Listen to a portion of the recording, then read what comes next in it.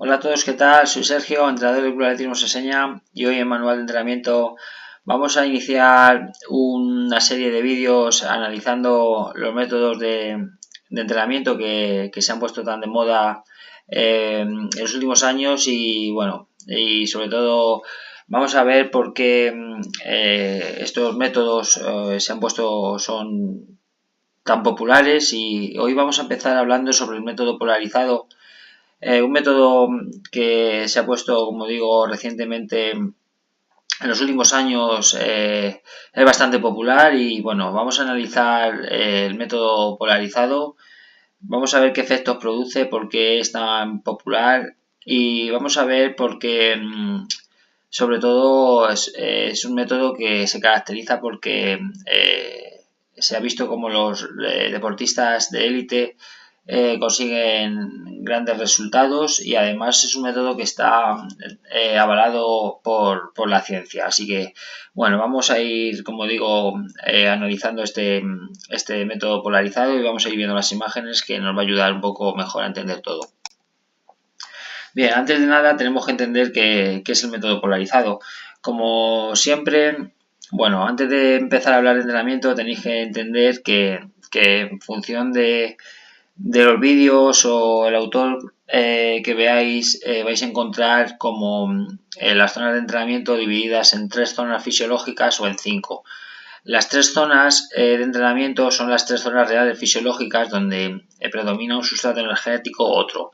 Y luego hay distintos autores que de estas 3 zonas de entrenamiento han sacado 5. Pero realmente lo que nos separa un poco, lo que tenéis que tener en cuenta, lo que nos separa es el sustrato energético que utilicemos en función de la intensidad. Y si lo separamos de esta manera, pues entendemos que hay 3 zonas que en fisiología son las 3 zonas que se caracterizan en el nivel del esfuerzo que utilicemos. La zona 1 aeróbica, donde predomina fundamentalmente el sustrato energético de las grasas, y es la zona aeróbica de menos intensidad. La zona 2, que es intermedia, donde digamos que conviven tanto las grasas como los carbohidratos como sustrato energético, y en la zona 3, donde ya predomina única y exclusivamente los carbohidratos. Todo esto viene separado por 2 hitos fisiológicos, que es lo que realmente importante en el entrenamiento, que es intentar mejorar estas 2 líneas que hay aquí, el VT1 umbral aeróbico y el VT2 umbral anaeróbico, e intentar acercarla lo máximo posible a esta zona 3, de modo que esta zona 3 sea lo más pequeña posible y la zona 1 y la zona 2 sea lo más amplia posible, porque eso nos va a ayudar a poder meter más intensidad y generando menos lactato, que al final es un sustrato que nos puede, cuando este lactato se acidifica, pues limitar el rendimiento. Una vez dicho esto, os invito a que veáis el vídeo que tengo sobre las zonas de entrenamiento, que seguro que ahí lo vais a entender mucho mejor, porque profundizo mucho más y os va a ayudar a entender también mejor este vídeo. Bueno, en definitiva, el entrenamiento polarizado, de lo que se trata, es un modelo también llamado el modelo 80-20, porque el 80% del tiempo de entrenamiento se realiza por debajo del primer umbral, en la zona 1, la zona donde principalmente predominan las grasas. Y bueno, voy a hablar del primer umbral porque, como veis, en esta zona de 3 zonas fisiológicas es la zona 1, pero perfectamente en el modelo de 5 zonas puede ser la zona 2. Voy a hablar del primer umbral. Por debajo del primer umbral se hace casi todo el entrenamiento, el 80% del entrenamiento. Y luego no hacen prácticamente nada en la zona intermedia, en la zona por debajo del segundo umbral, del umbral anaeróbico, y ya el ese 20% más intenso lo hacen en la zona de V2 Max o por encima del segundo umbral, en la zona 3 o la zona 4 y 5 en el modelo de 5 zonas. Bien, aquí es un poco lo que os he comentado anteriormente.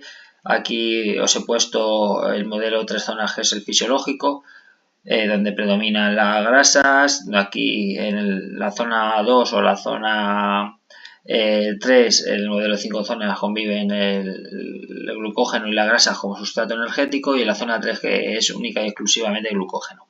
Pero, como os digo, lo importante es estas zonas estas dos líneas que hay aquí, que es intentar mejorarlas e intentar que estas zonas suban lo máximo posible a la zona 3, sean lo más amplias posible.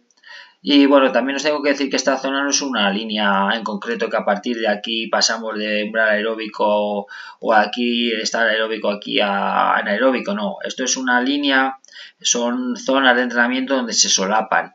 Y bueno, es verdad que en función de la intensidad pues va a predominar más un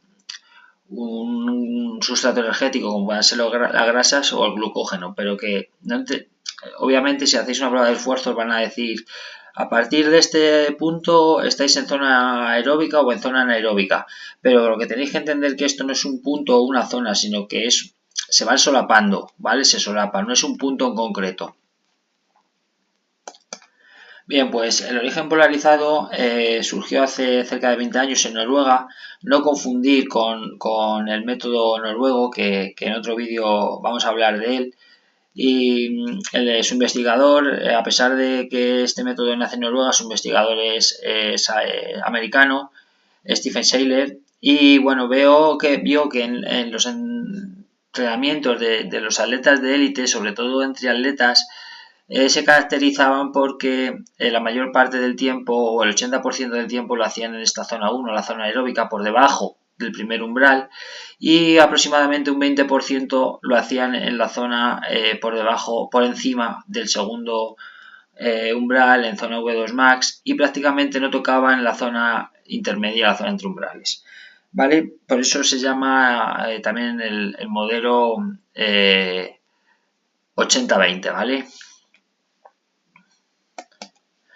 El método polarizado en el entrenamiento, bueno, pues como os digo, consiste en entrenar en los extremos. El 80% por debajo del primer umbral y el 20% en la zona 3, eliminando o prácticamente, fijaros, aquí ponen un 5 según los autores, se puede trabajar sobre el 75 o el 80% de la zona 1, pero bueno, al final es un 80 o un 75 y un 15 o un 20 de la zona 3 y apenas se deja un 5% para esta zona 2.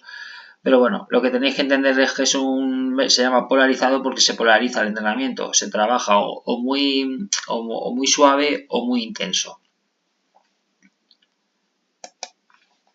¿Por qué es famoso el método polarizado? Bueno, pues como todo, se hace famoso o se populariza cuando hay alguien que hace algo extraordinario, ¿no? Bueno, a pesar de que este método empieza a estudiarse hace prácticamente 20 años, no es hasta que Kipchoge manifiesta o reconoce públicamente que utiliza este método polarizado en su preparación para maratones. Incluso reconoce haberlo utilizado en la preparación para intentar bajar o cuando consiguió bajar de las 2 horas en maratón, y que luego lo ha utilizado siempre que se ha puesto en línea de salida como preparación para un maratón. Como todo, es un método que, bueno, principalmente se utilizaba en triatlón, deportes de resistencia, pero sobre todo en triatlón. Y bueno, y como digo, es un método que no nace ahora, sino que se lleva utilizando hace 20-25 años aproximadamente, pero que hasta que no hay alguien que de verdad tiene éxito, como en este caso Kipchoge, y reconoce seguir este método, pues no se populariza, no se hace tan famoso como lo podía haber hecho hace 20 años. ¿Qué hace el método polarizado tan efectivo? Bueno, pues como digo, entrenar mucho tiempo al 80% por debajo del primer umbral, se ha visto que se incrementa la densidad mitocondrial. Esto quiere decir, las mitocondrias, como en algún vídeo os he explicado, es como nuestra central energética, es donde transformamos la energía. A mayor mitocondrias vamos a poder obtener más energía y vamos a poder meter más intensidad en los entrenamientos, generando menos fatiga. Bueno, mejora el primer umbral, la zona aeróbica, como os digo. Si mejora la zona aeróbica, la desplazamos hacia la derecha, lo más cerca posible al V2 max, pues nos va a permitir correr a intensidades mayores manteniendo esa estabilidad metabólica en la que vamos a generar menos lactato y vamos a tener además la capacidad de reciclar o utilizar ese lactato como fuente energética. entrenar en V2 Max, por encima del segundo umbral, pues mejora esta zona de V2 Max, donde se obtienen multitud de beneficios en rendimiento, pero también, como os he comentado en algún otro vídeo donde hablo del V2 Max, también es muy importante para la salud y la longevidad. Y pasar la mayor parte de entrenamiento a baja intensidad evita el sobreentrenamiento. Obviamente, si el 20% del tiempo lo hacemos a V2 más, a máxima intensidad, pues necesitamos mucho tiempo para recuperar. Por tanto, por eso el 80% del tiempo se trabaja o se hace en zona 1. Esta teoría de este modelo polarizado se basa en que, bueno, en la zona 2, donde se mejora la zona aeróbica y también se puede mejorar un poco la zona V2 Max, digamos que genera una fatiga que no, al final, no es tan efectiva como trabajar meter volúmenes altos en zona 1, ni tampoco nos va a proporcionar esos beneficios que hace trabajar a alta intensidad, como lo hace la alta intensidad en la zona en V2 Max. Y bueno, y por tanto ellos prefieren, o este modelo lo que defiende es que hay que trabajar o muy suave o muy fuerte para mejorar o conseguir estas adaptaciones. Bueno, esto puede hacernos pensar, sobre todo después de la multitud de estudios que vais a ver a continuación, que avalan este método de entrenamiento como un entrenamiento muy efectivo, un modelo muy efectivo de cara a obtener rendimiento y grandes resultados. Podemos pensar que es el método perfecto. Se entrena los días suaves, muy suaves, y los días fuertes a muerte, a fuego. Bueno, pues esto no es no es un método tan perfecto, ya que esto tiene muchas limitaciones. Como digo, no voy a ser yo quien diga que no funciona, ya que, a ver, los estudios están ahí y hay gente que se encarga de avalar este método de entrenamiento que por otra parte han visto que es muy eficaz. Pero también es cierto que han visto que para que este modelo de entrenamiento sea tan efectivo se necesitan altos volúmenes de entrenamiento. Se ha visto que por encima de las 8 o 12 horas de entrenamiento a la semana es cuando de verdad se obtienen los beneficios de este entrenamiento polarizado. Al final, ¿por qué hay que trabajar tanto tiempo en el 80% en zona aeróbica o entrenamientos a baja intensidad? Obviamente, si eres un atleta que metes 12, 14 horas de entrenamiento, o metes mucho tiempo a baja intensidad o no hay cuerpo que lo aguante. Se ha visto que los atletas populares que a lo mejor tienen entre 2 4 horas a la semana, pues no es el mejor método donde van a obtener los mayores beneficios. Pero es que el 90% de las personas con las que vamos a estar son estas, las que son personas o atletas populares donde realmente tienen estas 2 4 horas semanales, no más, para entrenar, ¿vale? Entonces, como digo, es un método muy eficaz, que se ha demostrado que es muy eficaz, pero claro, ¿quién puede o quién tiene este tiempo para entrenar a partir de 8, 12, 14 horas de entrenamiento? Y además, ¿quién tiene las características para asimilar esto? Pues obviamente esto se ha visto que son atletas todos de alto nivel o subélite o élite. Y bueno, y se ha visto también que en atletas populares, pues entrenar a máxima intensidad sin tener una base aeróbica tan alta como la que tienen estos atletas, que pueden meter 12, 14, 15 horas de entrenamiento, pues puede llevar a lesión, sobre todo en los días en los que se trabaja ese 20% de alta intensidad. ¿Por qué puede que no sea el mejor método para populares? Bueno, como os digo, un deportista de élite que es capaz de meter 12, 14, 15 horas de entrenamiento, obviamente trabaja mucho tiempo en zona 1, zona aeróbica, porque es imposible meter tantos kilómetros a tan alta intensidad. Bien, esto lo que hace es que desarrollan esta zona aeróbica, como digo, lo más importante del rendimiento es intentar mejorar estos umbrales.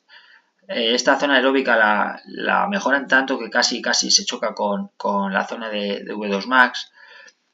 Y bueno, como os digo, son atletas que pueden meter más de 10, 12, 14 horas de entrenamiento. Y al final, bueno, son atletas que no sé si es el método o no es el método, pero yo desde mi punto de vista creo que estos atletas que son capaces de meter 200 kilómetros a la semana, hablo de atletas, y que meten 40 kilómetros de calidad, al final si son capaces de asimilar eso van a correr sí o sí, o sea, independientemente del método. Y bueno, esto, como os digo, son gráficas que podríamos sacar si vamos a hacernos una prueba de esfuerzo. Bueno, pues esta sería las zonas de un atleta de élite. Por el contrario, las zonas de un deportista popular, donde puede entrenar 2-4 horas a la semana, como vemos, su zona 1, su zona aeróbica, está muy limitada.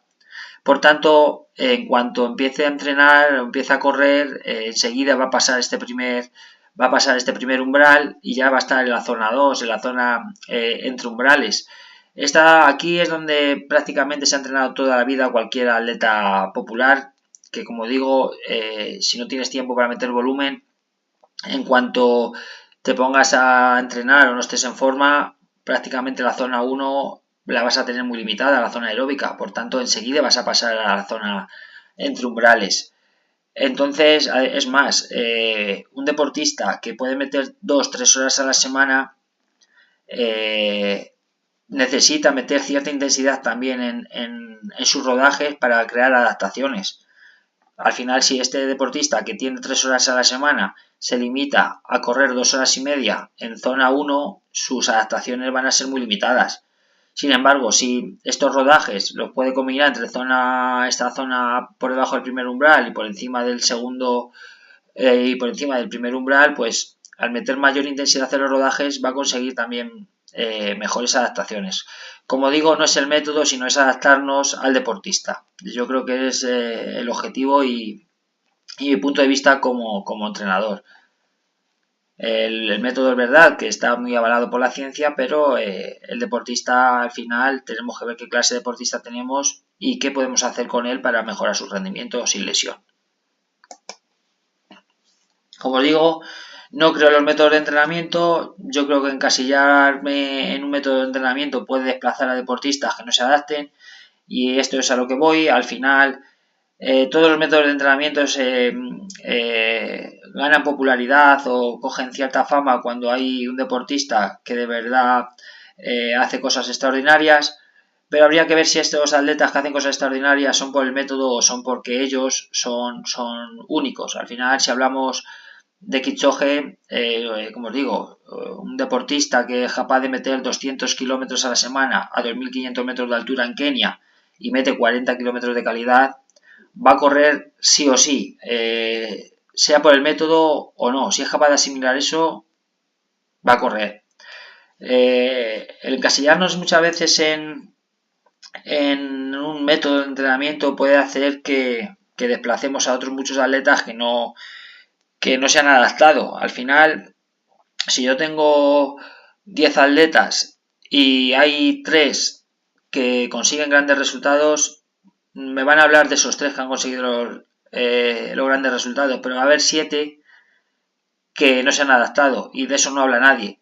Para mí es mucho más importante hablar de estos 7 que no se han adaptado que de estos 3 que se han adaptado a este método, que creo que se podrían adaptar a este y a cualquier otro. Muchas veces hay un filtro en el cual hay atletas que bien no se adaptan al método y por tanto no consiguen estos resultados y eso no quiere decir que no tengan condiciones para obtener buenos resultados, simplemente ese método no es para él. Y es que yo pienso que, o desde mi punto de vista, yo no utilizo ningún método en concreto, ni me encasillo con ninguno. Creo que el mejor método es aquel que se adapta al atleta, al deportista, y es que creo que es el deportista quien debe adaptarse, es el deportista nunca debe adaptarse al método y es el método quien debe adaptarse al deportista, porque como digo, al final podemos tener 10, 15 atletas, de los cuales 3 o 4 tengan mucho éxito en el rendimiento, pero tenemos otros 10, 12 atletas que no se han adaptado. ¿Por qué no hablamos de los que no se adaptan y solamente hablamos de los que tienen éxito? Al final, mi labor como entrenador es intentar adaptarme al deportista, adaptarme a la prueba que quiere preparar y en función de eso pues planificar el entrenamiento, ya sea con un método u otro o con alguno distinto elaborado por mí que se pueda adaptar a lo que el atleta o el deportista requiere en su preparación y en su vida cotidiana, que al final el 90%, el 99% de las personas con las que vamos a tratar son deportistas populares que no tienen el tiempo necesario para meter 8 ni 10 ni algunos ni 5 horas de entrenamiento a la semana y sin embargo pues como todos también quieren su punto de mejora. Y bueno, como os digo, es un método avalado por la ciencia. Aquí veis la cantidad y cantidad de estudios que avalan este método. Y bueno, como os digo, no voy a ser yo quien diga que este método no funciona, pero sí que digamos que, como os he dicho anteriormente, es el método el que se debe adaptar al atleta y no el atleta al método. Así que bueno, muchas gracias, espero que os haya gustado. En los próximos vídeos hablaré sobre otro modelo de entrenamiento también muy popular y bueno, espero que os guste y nada, me vais contando. Un abrazo.